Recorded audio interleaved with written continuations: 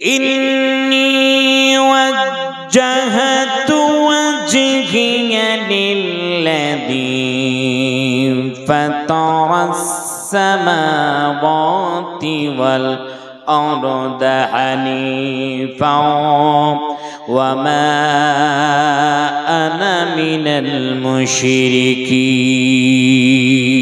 الله أكبر আমরা আল্লাহকে কি বললাম আল্লাহ রাব্বুল আলামিনকে এই কথা বললাম ইন্নী নিশ্চয় আমি ওয়াজজাতু ওয়াজহিয়া আমার চেহারাখানা ফিরিয়ে দিলাম। এই যে আমরা বললাম আল্লাহকে আল্লাহ আমি চেহারাখানা ফিরিয়ে দিলাম, এই কথার অর্থ কি? এই কথার অর্থ হচ্ছে আল্লাহ আমার ধ্যান ধারণা কৃষ্টি কালচার গড় ফিকির সবগুলো ফিরিয়ে দিলাম। কার দিকে ফিরিয়ে দিলে? গ্রামের প্রধানের দিকে মনে ফিরিয়ে দিয়েছিল আল্লাহ না, ওই দিকে ফিরিয়ে দিলে। ও মুখ্যমন্ত্রী এই বছর মনে নতুন নতুন ঘর দিয়েছে, সেই দিকে মনে ফিরিয়ে দিলে। টাকা ঢুকেছে মনে বলে আল্লাহ ওই দিকে ফিরিয়ে নেই। তো প্রধানমন্ত্রীর দিকে নিজের চেহারাখানা ফিরিয়ে দিলে আল্লাহ সেই দিকেও ফিরিয়ে নেই। ফিরিয়ে দিলে কার দিকে? আমরা ডাক দিয়ে বলেছি ফাতাওয়াস-সামাওয়াতি ওয়াল আরদা হানিফা। আল্লাহকে বলেছি আল্লাহ পৃথিবীর কোন মানুষের দিকে, কোন শাসকের দিকে, কোন সরকার বাহাদুরের দিকে নিজের চেহারাখানা ফিরাই নাই। আল্লাহ নিজের ক্রিটিক্যালচার চেহারাখানা ফিরিয়ে দিলাম সেই মাবুদের দিকে। ফাতারাস সামাওয়াতি ওয়াল আরদ আই খালাকাস সামাওয়াতি ওয়াল আরদ, যে রব্বুল আমিন জমিন আসমান সৃজন করেছেন তার দিকে নিজের চেহারাখানা ফিরাইয়া দিলাম। আল্লাহু আকবার। যে কেউ মাবুদ বলে দাবি করবে তার দিকে চেহারা না জীবনে ফিরাবো না, মাবুদের দিকে ফিরিয়ে দিয়েছে সেই মাবুদ যে জমিন আসমান সৃজন করার মতো শক্তি রাখে, সেই মাবুদের দিকে ফিরিয়ে দিয়েছে।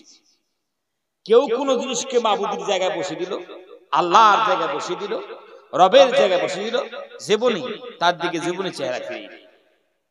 আর একটা কথা বলেছে হানিফা, একনিষ্ঠভাবে নিজের চেহারাখানা ফিরিয়ে দিলাম।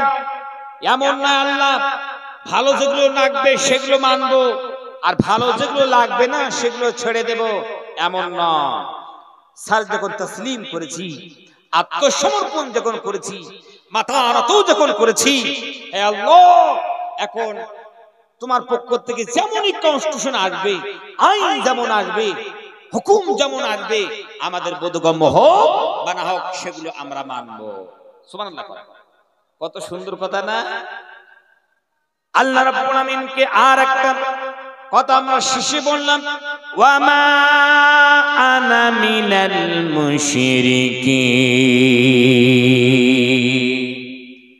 আল্লাহ রাব্বুল আমিনকে বললাম আল্লাহ মাথা যখন নত করেছি আর চেহারা যখন আল্লাহ তোমার দিকে ফিরিয়ে দিলাম, আল্লাহ তোমার সঙ্গে জীবনে কোনো জিনিসে শিরিক আর করব না।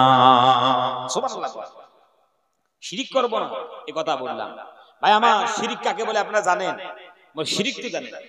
শিরিকের কোনো ডেফিনিশন করছি না, তারিফ করছি না, সংজ্ঞা করছি না। শিরিক এক কথায় বুঝুন, আল্লাহর যে ক্ষমতা আছে, আল্লাহ রাব্বুল আমিন যে আল্লাহ সুবহানাহু ওয়া তাআলার যে পাওয়ার আছে, আল্লাহর যে শক্তি আছে, এই শক্তি এই পাওয়ার কোন গাছের তলায় পাওয়া যায়, কোন পাথরে পাওয়া যায়, কোন নদীর ঘাটে পাওয়া যায়, কোন মাজারে পাওয়া যায়, কোন সূর্যের আলোতে পাওয়া যায়। ভাইরা আমার, এই কথার বিশ্বাস আনার নাম শুধু শিরিক বললে চলবে না, মহা শিরিক। জোরে কর ঠিক কিনা? এই শিরিক মুক্ত জীবন যাপন করতে হবে, ঠিক কিনা? জোরে কর। কত সুন্দর করে আল্লাহ সুবহানাহু ওয়া তাআলাকে বললাম। আর একটা আয়াত আপনারা তেলাওয়াত করবেন, বাস এখান থেকে চলে যাব। একটা আয়াত আর তেলাওয়াত করতে পারবো না, বাস এটাই শেষ। ইন্না সালাতি ওয়া নুসুকি ওয়া মাহইয়ায়া ওয়া মামাতি লিল্লাহি রাব্বিল আলামিন। আল্লাহু আকবার। আল্লাহ রাব্বুল আমিনকে ডাকতে বললাম, আল্লাহ নিশ্চয় আমার নামাজ, ওয়া নুসুকি নিশ্চয় আমার কুরবানি, ওয়া মাহইয়ায়া মেরি জিন্দেগি, ওয়া মামাতি আমার মরণ, লিল্লাহি রাব্বিল আলামিন, সবগুলো আল্লাহ সুবহানাহু ওয়া তাআলার জন্য। কার জন্য? জোরে কোন? আল্লাহর জন্য। ভাইরা আমার, আমরা যে নামাজ কালাম পড়ি, এই যে নামাজ সালাত আদায় করি, নামাজ আমরা যেমনই পড়ি, সালাত আমরা যেমনই পড়ি, ভাঙ্গা সুরেও যদি হয়, তারপরে মনের মধ্যে আশা থাকে না আল্লাহ কবুল করে নাও, যেরকম ঠিক কিনা? আশা কিন্তু থাকে, নামাজ ভাঙ্গা সুরে হইলেও আল্লাহ যেন আমার নামাজ কবুল করেন, আল্লাহ যেন রাজি হন, ঠিক কিনা? তাহলে বুঝে গেল আমরা নামাজের মাধ্যমে, কুরবানির মাধ্যমে, ইবাদতের মাধ্যমে আল্লাহকে রাজি খুশি করতে চাই, ঠিক কিনা? তাই না? আল্লাহকে রাজি খুশি করতে চাই। ভাইরা আমার, এখন আপনারা বলুন, আল্লাহ রাজি হবেন, খুশি হবেন এই নামাজের মাধ্যমে, তাহলে এই নামাজের বিধান চলবে কার? আওয়াজ দেন না। বিধান চলবে কার? আইন চলবে কার? মানুষের মস্তিষ্ক রচিত কোন বিধান দিয়া নামাজ পড়লে কি নামাজ হইবে? আওয়াজ দেন না। হইবে কি?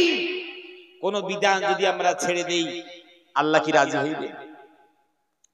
ভাইরা আমার, সকাল বেলায় মুয়াজ্জিন সাহেব যখন হাইয়া আলাস সালাহ বলেন, আল্লাহ রাব্বুল আলামিনের মসজিদের মাইকের রিংটোন খানা যখন বাজিয়ে দিল, একজন আল্লাহওয়ালা সুন্দর একখানা পাগড়ি পরে জুব্বা গায়ে দিল, আরাবিয়ান আতর ছিল সুন্দর করে মেখে মসজিদের দিকে পদব্রজে গেল। ওই আল্লাহর বান্দা মসজিদের দরজার সামনে দাঁড়িয়ে এখন সুন্দর করে দরুদ পড়লো, দোয়া পড়লো, যা পড়ার দরকার সব পড়লো, ইতিকাফের নিয়তে সেই আল্লাহর বান্দা মসজিদে প্রবিষ্ট করলো। আর ইমাম সাহেব